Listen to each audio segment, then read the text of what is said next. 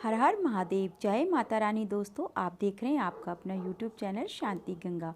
दोस्तों, फागुन के पवित्र माह में हम श्रवण कर रहे थे भगवान महादेव की कथाएं।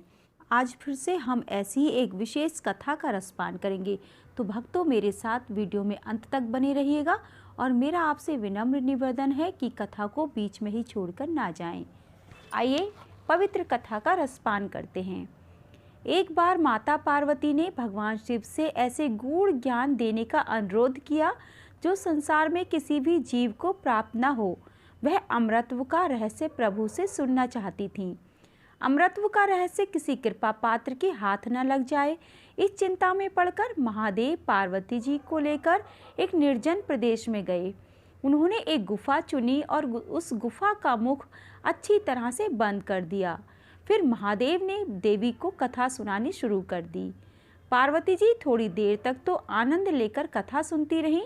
जैसे कैसी कथा कहानी के बीच में हुंकार भरी जाती है, उसी तरह देवी काफ़ी समय तक हुंकार भरती रहीं। लेकिन जल्दी उन्हें नींद आने लगी। उस गुफा में तोते यानी शुक का एक घोंसला भी था। घोंसले में अंडे से एक तोते के बच्चे का जन्म हुआ। वह तोता भी शिवजी की कथा सुन रहा था। महादेव की कथा सुनने में उसमें दिव्य शक्तियां आ गईं।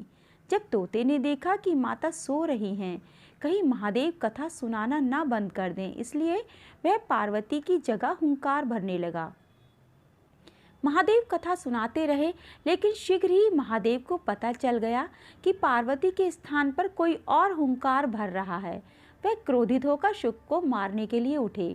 शुक वहां से निकलकर भागा। वह व्यास जी के आश्रम में पहुंचा।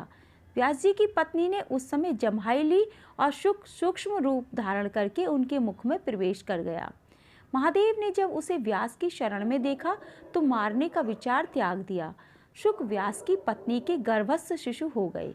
गर्भ में ही उन्हें वेद, उपनिषद, दर्शन और पुराण आदि का सम्यक ज्ञान प्राप्त हो गया। शुक ने सांसारिकता देख ली थी, इसलिए वह माया के पृथ्वीलोक के प्रभाव में आना नहीं चाहते थे।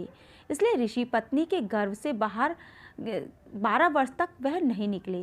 व्यास जी ने शिशु से बाहर आने को कहा, लेकिन वह यह कहकर मना करता रहा कि संसार तो मोह माया है, मुझे उसमें नहीं पड़ना। ऋषि पत्नी गर्भ की पीड़ा से मरणासन्न हो गई।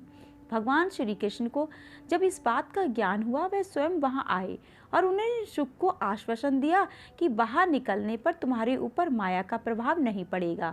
श्री कृष्ण से मिले वरदान के बाद ही शुक ने गर्भ से निकलकर जन्म लिया।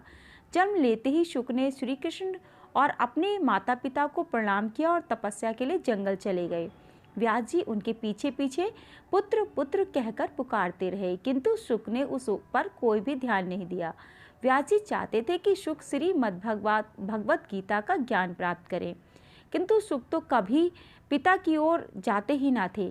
व्यास जी ने एक युक्ति की। उन्होंने श्री कृष्ण लीला का एक श्लोक बनाया और उसका आधा भाग शिष्यों को रटाकर उधर भेज दिया जिधर शुक ध्यान लगाते थे। एक दिन शुक जी ने भी वह श्लोक सुना। वह श्री कृष्ण लीला के आकर्षण में खींचे सीधे अपने पिता के आश्रम तक चले आए। पिता व्यास जी ने उन्हें श्रीमद्भागवत के 18,000 श्लोकों का विधिवत ज्ञान दिया। सुखदेव ने इसी भागवत का ज्ञान राजा परीक्षित को दिया, जिसके दिव्य प्रभाव से परीक्षित ने मृत्यु के भय को जीत लिया था। दोस्तों, ये थी महादेव की एक और बहुत ही पवित्र कथा। आपको कैसी लगी कमेंट करके मुझे ज़रूर बताइएगा। इसी तरह की नई नई कहानियों के लिए मेरे चैनल को भी सब्सक्राइब कर लें। वीडियो को लाइक और शेयर भी ज़रूर करें। मित्रों, कहानी सुनने के लिए आपका बहुत बहुत धन्यवाद।